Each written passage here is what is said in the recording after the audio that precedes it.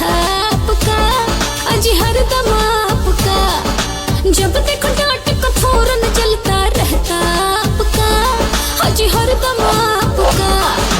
ईगो का बैलून जो भड़का, गुस्से में भी प्यार का तड़का। कभी न कम होती है इनकी मीठी आनी वाली सासू जी।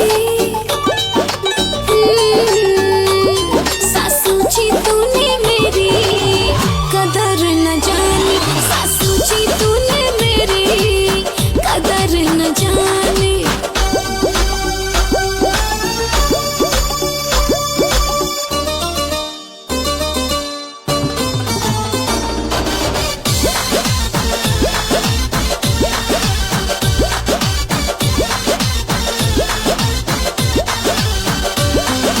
तीखी तीखी बातें हैं, ये दुश्मन बड़ी प्यारी है।